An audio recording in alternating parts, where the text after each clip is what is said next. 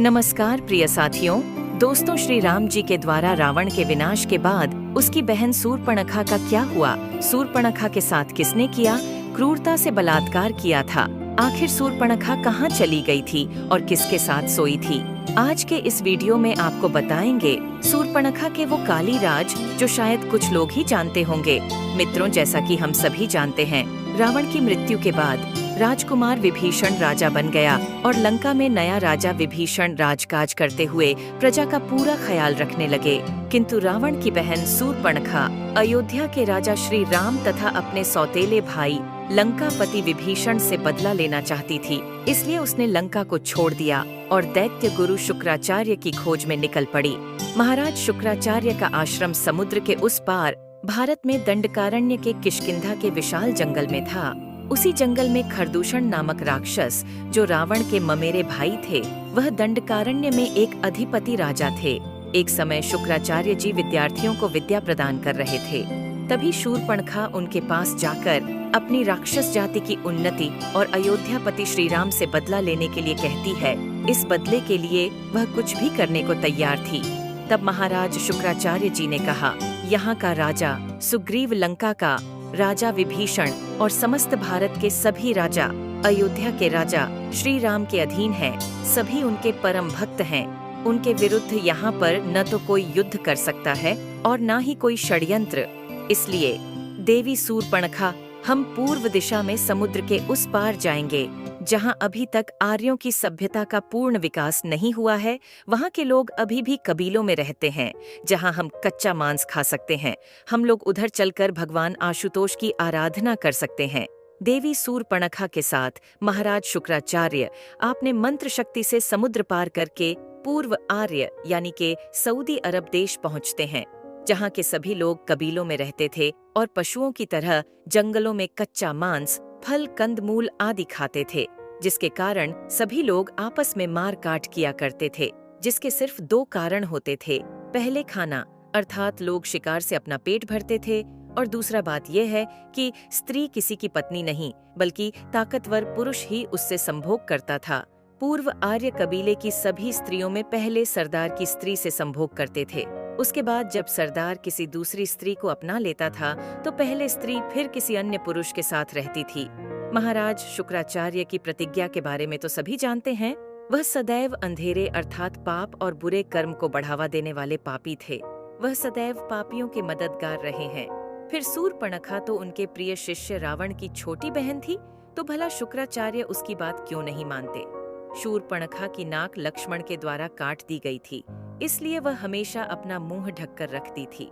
हालांकि वह सुंदर भी थी और साथ में माया भी जानती थी, जिसके द्वारा वह कोई भी रूप ले सकती थी। उस समय वहां पर सैकड़ों कबीले थे, पर मनुष्य जानवरों की तरह इधर उधर जंगलों में भटकते थे और उनके सिर्फ दो ही काम थे, भूख लगे तो शिकार करके कच्चा मांस ही खा लेना और स्त्री देखते ही दबा के संभोग करना था।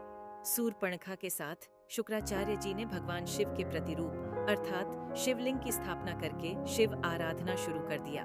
थोड़े दिनों में उधर से वहां के सबसे शक्तिशाली कबीले की टोली गुजरी, जिसका मुखिया एक आदम नाम का एक भयानक लंबा चौड़ा हष्ट पुष्ट शरीर का इंसान था।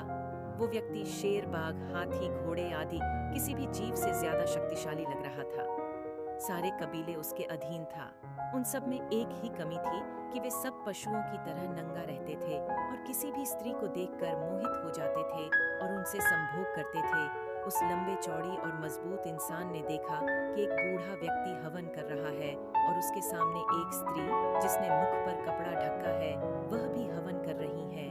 वह सुंदर स्त्री अगर उस इंसान को मिल जाए तो वह लंबा इंसान उसके साथ दबा दबा के संभोग करेगा। यही सोचकर वह लंबा इंसान शूर्पणखा का अपहरण करके उसे अपने महल के पास ले जाता है। फिर वह इंसान शूर्पणखा से संभोग की इच्छा जताया। शूर्पणखा ने माया से सभी को विमोहित कर रखा था। उसे मालूम था ताकतवर व्यक्ति को कैसे फंसाया जा सकता है। शूर्पणखा महाराज शुक्राचार्य से उस आदमी से विवाह करने की अनुमति देने की बात रखी। शुक्राचार्य जी ने इस विवाह की अनुमति दे दी। साथ ही उस इंसान से दो शर्त रखी, जिसमें शर्त थी कि शूर्पणखा से विवाह के पश्चात उसके दुश्मन अयोध्या के राजा श्री राम, किष्किंधा के राजा सुग्रीव, हनुमान और अंगद को मारकर उसका बदला लेना होगा। अगर सूर्पणखा को उस इंसान की अन्य पत्नियों के कारण उससे अलग होना पड़ा तो लंका, किष्किंधा सहित अयोध्या की समस्त संपत्ति को शूर्पणखा को देना होगा। इन दोनों शर्तों के लिखित प्रमाण के बाद दोनों का कबीले के रस्म रिवाज के अनुसार विवाह हुआ। जब विवाह के बाद उस आदमी ने अपनी पत्नी का घूंघट हटाया और उसकी नाक कटी हुई देखा तो वह इंसान 5 कदम पीछे हट गया और उसे विश्वास ही नहीं हुआ। जब सूर्पणखा ने रो रो कर अपनी कहानी बताई तो इंसान को उसके प्रति सहानुभूति जागृत हो गई, जिसके बाद उसने श्री राम और लक्ष्मण से बदला लेने की प्रतिज्ञा कर डाली। लेकिन आदम ने अपनी पत्नी सूर्पणखा का भेद किसी को नहीं बताया कि उसकी पत्नी की नाक कटी हुई है। अगर यह बात सबके सामने आ जाती तो लोगों में बदनामी होती, इसलिए उसने पत्नी का नाम डायना रख दिया और सबको बताया कि मेरे अतिरिक्त जो कोई भी डायना का चेहरा देखेगा उसकी मृत्यु हो जाएगी। इस कहानी में शुक्राचार्य का भी पूरा हाथ रहा और इस तरह से हजारों सालों में कई सारे प्रदाय जो एक दूसरे में से निकलते रहे, वह सभी उस इंसान और डायना से उत्पन्न हुआ है। कालांतर में इस इंसान और डायना से यहूदी, ईसाई, मुस्लिम आदि संप्रदायों का जन्म हुआ। इन लोगों ने भी उस इंसान के जैसे आदिमानव अर्थात कबीले वाले लोगों की सीख यानी परंपरा मानी और अब तक उनकी परंपरा अपनाते आ रहे हैं। जैसे कि मुस्लिम स्त्रियां अपने मुख पर हिजाब पहनती है, अर्थात सूर्पणखा की तरह अपने मुख पर हिजाब अवश्य पहनती है। आज भी इनका विवाह एक करार या एक समझौता ही होता है। आज भी इनके विवाह में सशस्त्र मंजूरी होती है।